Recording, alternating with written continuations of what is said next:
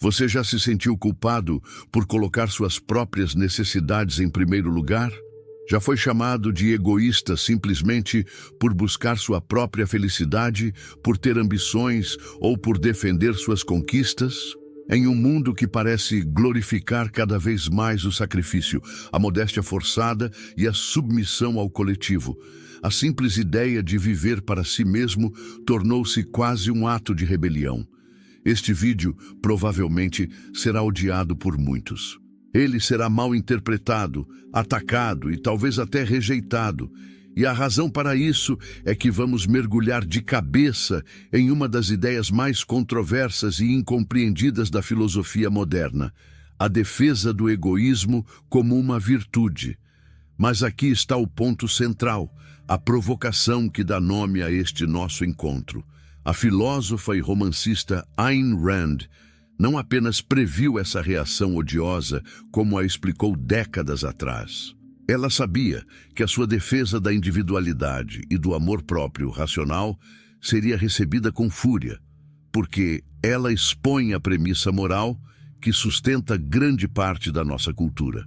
Uma premissa que, segundo ela, é destrutiva para o espírito humano. Portanto, se você sentir um desconforto ao longo desta discussão, se sentir uma pontada de raiva ou indignação, eu peço que não descarte o sentimento, mas que o investigue. Porque, como Rand argumentaria, essa reação pode ser a prova de que estamos tocando em um nervo exposto, em uma verdade fundamental que nos ensinaram a temer. Antes de prosseguirmos nessa jornada espinhosa, é fundamental saber de quem estamos falando.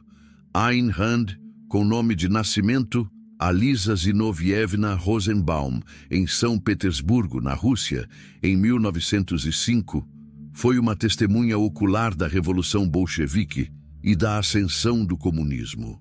Ela viu em primeira mão o que acontece quando o indivíduo é esmagado em nome do coletivo, quando a vida de uma pessoa é considerada propriedade do Estado. Essa experiência traumática forjou sua filosofia e a impulsionou a fugir para os Estados Unidos em 1926. Lá, ela se tornou uma romancista e filósofa aclamada, criadora de uma filosofia que chamou de objetivismo. Em essência, Rand defendeu a razão como o único guia para a ação humana, o individualismo como o pilar da sociedade e o capitalismo laissez-faire como o único sistema moral e prático. Suas ideias, expressas em best-sellers como A Nascente e A Revolta de Atlas, são radicais, intransigentes e, para muitos, profundamente chocantes.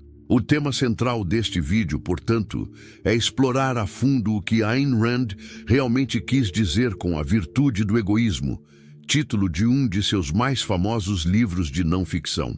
Vamos dissecar por que essa ideia, que soa tão errada aos nossos ouvidos, era para ela a chave para a vida, a liberdade e a busca da felicidade. E mais importante, vamos entender por que a rejeição maciça a esse conceito não é apenas uma discordância filosófica, mas um sintoma de um problema moral muito mais profundo que assola nossa sociedade. Isso importa porque, em uma era de crescente tribalismo, de cancelamento cultural e de pressão para a conformidade, a capacidade de pensar por si mesmo, de valorizar a própria vida e de agir em seu próprio interesse racional, pode ser a ferramenta mais essencial para a sua sobrevivência e o seu florescimento. Estamos prestes a desconstruir uma das palavras mais carregadas de nossa linguagem, e ao fazê-lo, talvez possamos começar a nos libertar das correntes da culpa imerecida. Para entender a relevância da filosofia de Rand, precisamos primeiro fazer um diagnóstico honesto do nosso tempo. Vivemos em uma era paradoxal. Por um lado, nunca tivemos tanto acesso à informação e tantas ferramentas para a expressão individual. Por outro, parece que nunca estivemos sob tanta pressão para nos conformarmos a um pensamento de grupo. A cultura atual, especialmente no ambiente digital das redes sociais, opera sob uma espécie de moralidade de rebanho. Ideologias são adotadas em bloco, e qualquer desvio da ortodoxia do grupo é punido com o ostracismo digital, o infame cancelamento. A virtude mais alardeada é o altruísmo, mas um tipo muito específico de altruísmo. Um altruísmo performático, muitas vezes exigido sob coação. Você é pressionado a demonstrar publicamente sua preocupação com causas coletivas, a se desculpar por seus privilégios e a colocar as necessidades de grupos abstratos acima de suas próprias necessidades concretas e de sua felicidade pessoal. A ambição individual é frequentemente vista com suspeita, rotulada como ganância. O sucesso é questionado, como se fosse sempre fruto de exploração e não de mérito. A busca pela excelência é ofuscada pela celebração da mediocridade, disfarçada de inclusão. O que está acontecendo é a ascensão de uma mentalidade que Rand chamaria de coletivista. O indivíduo está sendo progressivamente apagado. Sua identidade é cada vez mais definida por sua afiliação a um grupo, seja racial, de gênero, político ou social, e não por seu caráter, suas escolhas e suas consequências. O valor de uma pessoa não reside no que ela faz, mas no grupo a que pertence. Nesse cenário, a ideia de viver para si mesmo soa como uma blasfêmia. A pressão social nos diz que nossa vida não nos pertence. Ela é um recurso a ser usado para o bem maior, para a justiça social, para o coletivo. O resultado é uma atmosfera de culpa e medo. Culpa por ser bem-sucedido, culpa por ser feliz, culpa por não se sentir perpetuamente responsável pelos problemas do mundo. E medo. Medo de expressar uma opinião impopular, medo de se destacar, medo de ser você mesmo, pois ser você mesmo pode ofender o grupo. Essa cultura não apenas sufoca a liberdade, mas também a própria competência. Quando o mérito é substituído pela identidade de grupo como critério de valor, caminhamos perigosamente na direção do que se pode chamar de uma idiocracia. Um sistema onde os menos competentes, mas mais alinhados com a ideologia dominante, são elevados a posições de poder e influência. O pensamento crítico é desencorajado em favor da adesão emocional a slogans e dogmas. Este é o mundo que nos cerca, um mundo que, ironicamente, se parece muito com as distopias sobre as quais Ayn Rand nos alertou em seus romances. Diante desse diagnóstico, como a filosofia de Ayn Rand nos ajuda a entender o que está acontecendo e, mais crucialmente, a resistir a essa maré? A resposta está em seu conceito mais mal compreendido e odiado, o egoísmo. Para começar, precisamos fazer uma distinção fundamental que está no cerne de todo o mal entendido. Quando Rand fala de egoísmo, ela não está falando do estereótipo do mentiroso, do fraudador, do brutamontes que pisa nos outros para conseguir o que quer. Esse tipo de comportamento ela classificaria como egoísmo irracional, ou, mais precisamente, como whim worshipping, a adoração de caprichos. É o comportamento de alguém que age com base em emoções momentâneas, sem considerar a realidade, as consequências a longo prazo ou os direitos dos outros. Esse é o homem de segunda mão, o parasita que não cria valor, apenas o suga dos outros. O que Ayn Rand defende é o egoísmo racional. E o que isso significa? Significa, em primeiro lugar, reconhecer que a sua própria vida é o seu valor supremo. Não a vida em um sentido abstrato, mas a sua vida, a única que você tem. Se a sua vida é o seu valor mais alto, então a sua principal obrigação moral é viver essa vida da melhor forma possível, o que significa buscar a sua própria felicidade. A felicidade, para Rand, não é um prazer momentâneo ou uma gratificação hedonista, mas um estado de alegria não contraditória que resulta da conquista dos seus próprios valores. Portanto, o egoísmo racional é a virtude de se dedicar ao seu próprio bem-estar de forma consciente, baseada em princípios e, acima de tudo, racional. Um egoísta racional não sacrifica os outros a si mesmo, porque ele não vive de forma parasitária. Mas, e este é o ponto que causa o choque, ele também não se sacrifica pelos outros. Ele não aceita o papel de animal sacrificial no altar de qualquer causa ou pessoa. Ele vive por seu próprio esforço, por seu próprio julgamento e interage com os outros não como um servo ou um mestre, mas como um comerciante, trocando valor por valor, seja em bens materiais ou em valores espirituais como amizade e amor. Mas por que essa ideia, que parece tão lógica quando explicada, é universalmente condenada como o epítome do mal? A resposta de Rand é que fomos criados sob o domínio de uma moralidade que ela considerava uma moralidade da morte, a moralidade do altruísmo. A palavra altruísmo, cunhada pelo filósofo Auguste Comte, significa literalmente viver para os outros. A moralidade tradicional, seja em suas vertentes religiosas ou seculares, ensina que a moralidade consiste em autossacrifício. Ser bom é dar, servir, colocar os outros em primeiro lugar. O egoísmo, portanto, é o antônimo da virtude. Rand ataca essa doutrina de forma implacável.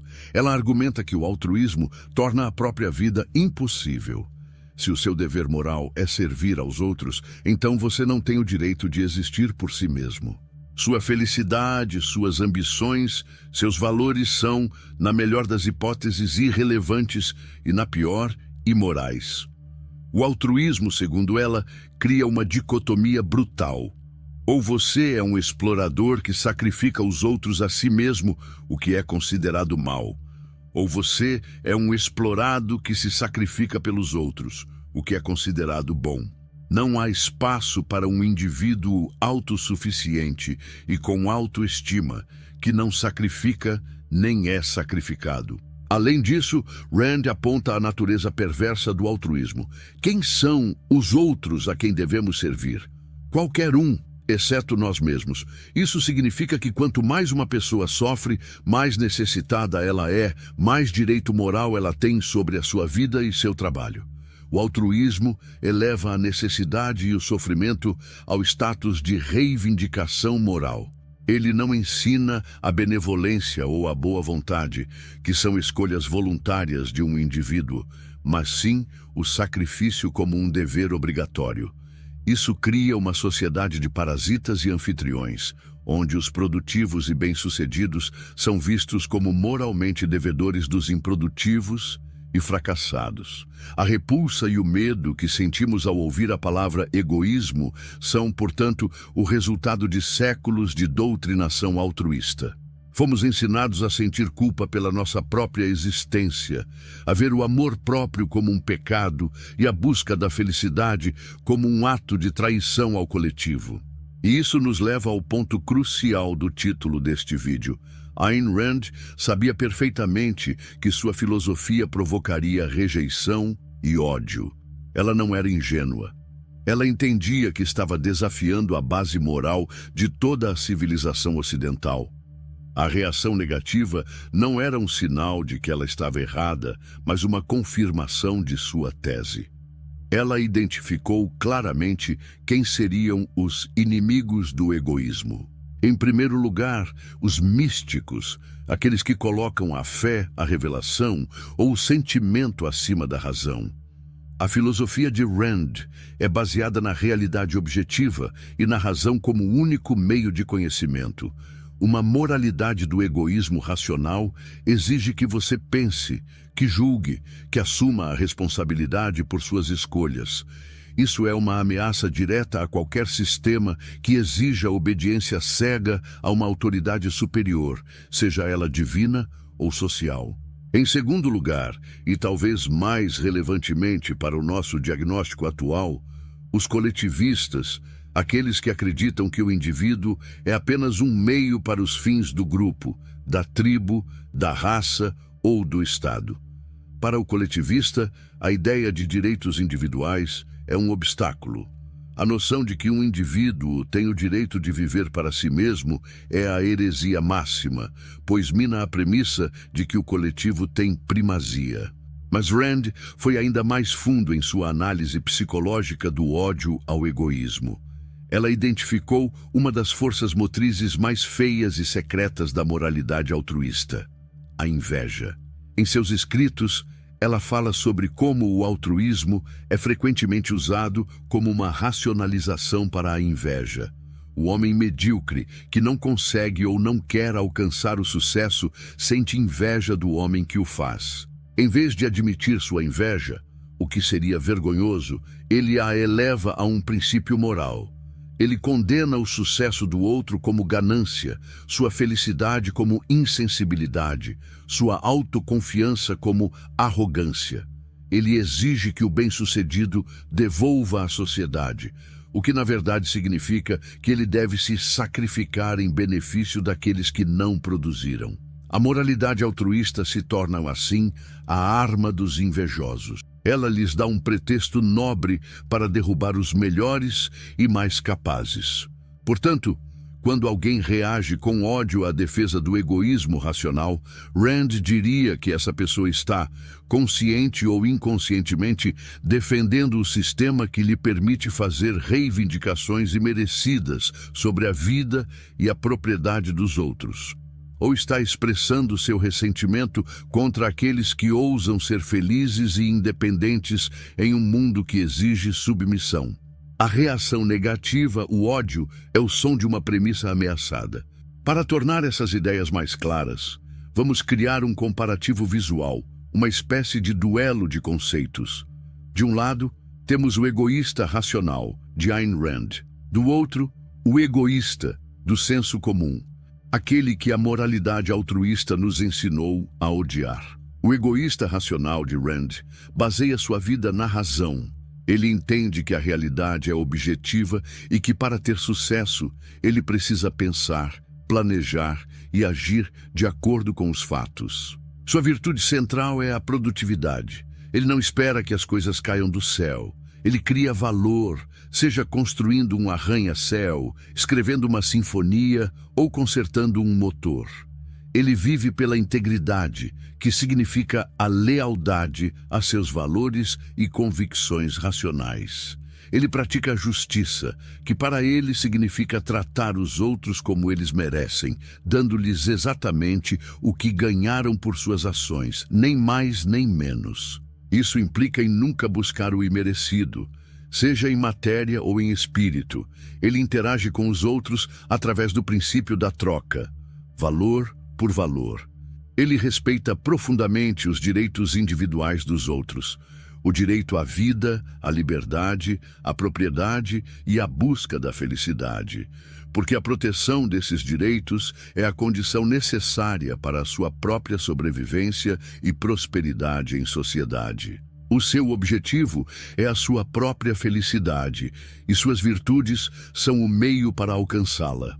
Pense em Howard Roark, o arquiteto-herói de A Nascente, que se recusa a comprometer sua visão artística não por capricho, mas por uma profunda integridade para com seu próprio julgamento e seu trabalho. Agora, vejamos o egoísta do senso comum, o espantalho usado para nos assustar. Esse indivíduo não opera pela razão, mas por caprichos e emoções momentâneas. Ele não cria valor, ele o expropria. Ele não pratica a justiça, mas busca o imerecido. Ele vê os outros não como parceiros em uma troca, mas como meios para seus fins, objetos a serem explorados, enganados ou manipulados. Ele não respeita os direitos de ninguém, porque acredita que suas necessidades ou desejos lhe dão o direito de violar a liberdade e a propriedade alheia. Pense em um vigarista, um político corrupto ou um parente preguiçoso que vive explorando a boa vontade da família. O que Rand argumenta é que a moralidade altruísta, ao condenar o egoísta racional, como Howard Roark, junto com o egoísta irracional, o vigarista, comete um erro catastrófico. Ela joga fora o bebê junto com a água do banho. Na verdade, ela vai além. Ao demonizar o amor próprio e a autossuficiência, ela acaba por encorajar o segundo tipo de egoísmo, o parasitário, pois ensina às pessoas que a necessidade é uma reivindicação e que viver do sacrifício dos outros é de alguma forma moralmente justificável. Essa confusão nos leva diretamente à nossa próxima conexão, o egoísmo racional como o antídoto definitivo contra a mediocridade e a idiocracia. Uma sociedade que adota a moralidade do altruísmo como seu ideal está fadada ao declínio. Por quê? Porque ela inverte a hierarquia de valores, ela pune a virtude e recompensa o vício. Se o sacrifício é o mais alto bem moral, então o produtor, o criador, o pensador, o homem de sucesso é moralmente inferior àquele que nada produz, nada cria e nada pensa, mas que simplesmente existe em um estado de necessidade. O altruísmo corta a ligação entre causa e efeito, entre esforço e recompensa. Se o fruto do seu trabalho não lhe pertence por direito, mas pertence ao coletivo, qual é o seu incentivo para trabalhar, para inovar, para se destacar? A resposta é muito pouco. O resultado é a estagnação. A excelência é vista com desconfiança e a mediocridade se torna o padrão seguro e aceitável. Além disso, o altruísmo destrói o pensamento crítico. A moralidade altruísta exige que você aceite seus preceitos pela fé, pela emoção da compaixão, pela pressão social. Questionar a santidade do sacrifício é ser um herege. Em uma cultura assim, o julgamento individual é suprimido em favor do consenso do grupo. As decisões não são tomadas com base em fatos e lógica, mas em sentimentos coletivos e dogmas ideológicos. Este é o terreno fértil para a idiocracia. Um governo dos ignorantes, um sistema onde a competência é irrelevante e a lealdade à ideologia do rebanho é tudo o que importa. O egoísmo racional de Ayn Rand é o antídoto precisamente porque ele restaura a primazia do indivíduo e da razão. Ele coloca a responsabilidade pela vida de volta onde ela pertence, nos ombros de cada pessoa. Sob uma ética do egoísmo racional, sua vida é sua. Seu sucesso ou fracasso depende de suas escolhas e de seu esforço. Você não pode culpar os outros por seus problemas, nem pode reivindicar os sucessos dos outros como seus. Essa ética promove uma cultura de mérito. As pessoas são julgadas pelo que fazem, por seu caráter e por sua competência, não por suas necessidades ou afiliações de grupo. Ela é o motor do progresso, pois libera a energia criativa dos indivíduos que buscam seus próprios objetivos e, no processo, criam inovações e riquezas que beneficiam a todos, não como um objetivo primário, mas como uma consequência. O egoísmo racional não é apenas uma filosofia para a felicidade pessoal, é a base para uma sociedade livre, próspera e justa. Vamos agora, de uma vez por todas, desconstruir alguns dos mitos e preconceitos mais persistentes sobre o egoísmo, para que a ideia se torne cristalina. O primeiro mito é: o egoísta é alguém que pensa só em si e não se importa com ninguém. Isso é uma caricatura grosseira. Um egoísta racional se importa sim com outras pessoas, mas de uma forma seletiva e baseada em valores. Ele não ama a humanidade de forma indiscriminada, o que seria impossível e sem sentido. Ele ama e valoriza pessoas específicas por razões específicas, sua família, seus amigos, seu parceiro romântico. E por que ele os ama?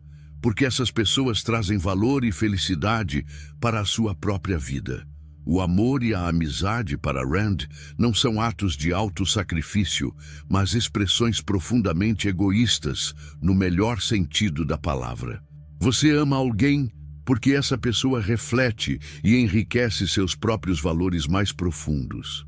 Sacrificar-se por um estranho é imoral, mas arriscar a vida para salvar um ente querido pode ser um ato perfeitamente egoísta, se a vida sem essa pessoa fosse insuportável para você. A escolha é sua, baseada em sua hierarquia de valores. O segundo mito é: o egoísmo leva à exploração e a uma sociedade de cada um por si. Na verdade, é exatamente o oposto. Como vimos, o egoísta racional respeita os direitos individuais como um princípio absoluto. Por quê? Porque ele entende que uma sociedade que não protege os direitos individuais é uma sociedade governada pela força bruta, onde sua própria vida, liberdade e propriedade estariam constantemente em perigo. Ele adere à justiça, à honestidade e à integridade não por um mandamento divino ou social, mas por uma razão profundamente egoísta. Essas são as virtudes que permitem o sucesso a longo prazo em um universo baseado na realidade. Um mentiroso, um ladrão, um fraudador pode ter ganhos a curto prazo, mas a longo prazo ele se destrói, pois perde sua ferramenta mais essencial de sobrevivência, sua mente e sua credibilidade. Portanto, o egoísmo racional é perfeitamente compatível com a vida em sociedade. E mais do que isso, é a única base sobre a qual uma sociedade verdadeiramente civilizada pode ser construída, uma sociedade de indivíduos independentes que cooperam voluntariamente para benefício mútuo. Chegamos então à reflexão final. Como devemos lidar com o ódio, as críticas e a fúria que ideias como esta inevitavelmente geram, especialmente no clima polarizado de hoje? A primeira sugestão, inspirada diretamente em Rand, é encarar essa hostilidade não como um motivo para recuar, mas como uma confirmação de que a sua mensagem é poderosa e necessária. Quando as pessoas reagem com emoção violenta em vez de argumento racional, elas estão frequentemente revelando a fragilidade de suas próprias crenças. O ódio é muitas vezes um mecanismo de defesa contra uma ideia que ameaça abalar os alicerces de sua visão de mundo. Em vez de se ofender, pergunte-se: qual premissa eu ameacei? Qual dogma eu desafiei? O confronto de ideias, mesmo que acalorado, é saudável e essencial para o progresso intelectual. A filosofia não é um campo para os tímidos. É um campo de batalha de ideias, e as ideias mais importantes são sempre aquelas que desafiam o status quo. Portanto, o debate, mesmo quando iniciado com críticas hostis, é uma oportunidade. E aqui fica o convite para você que está assistindo. Antes de rejeitar a ideia do egoísmo racional, faça uma introspecção honesta. O seu medo ou aversão a essa ideia vem de uma análise lógica e de uma compreensão clara do conceito, ou vem do que você foi condicionado a sentir durante toda a sua vida. Você teme o egoísmo porque realmente acredita que viver para si mesmo é destrutivo, ou porque teme a responsabilidade que a liberdade implica. Temer o egoísmo pode ser, no fundo, um medo de ser verdadeiramente livre e responsável pela própria felicidade. E assim, concluímos nossa jornada. A razão pela qual tantos odiarão este vídeo é precisamente a razão pela qual ele precisava ser feito. Ele não oferece conforto. Ele não valida as premissas fáceis e as virtudes baratas da moralidade convencional. Pelo contrário, ele as desafia na sua raiz. Eles odiaram este vídeo porque não querem encarar a verdade desconfortável que Ayn Rand revelou há tanto tempo. A moralidade do autossacrifício é uma armadilha que nos mantém pequenos, culpados e controláveis. Eles o odiaram porque a alternativa que Rand oferece, o egoísmo racional, é exigente. Ela exige que você pense por si mesmo, que assuma total responsabilidade por sua vida, que construa sua própria felicidade em vez de esperar que alguém a entregue a você. Ela exige que você seja um herói em sua própria história. A verdade é que o egoísmo racional é a chave para uma vida plena, autônoma e cheia de propósito. A questão final, então, não é para eles, os que odeiam. É para você. Você está pronto para assumir isso? Se essas ideias te fizeram pensar, ou até mesmo te deixaram com raiva, isso é um bom sinal.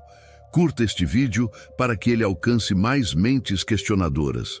Compartilhe com alguém que precisa ouvir essa perspectiva e, mais importante, comente abaixo. A sua aversão ao egoísmo é baseada na razão ou no que te ensinaram a sentir? Vamos debater.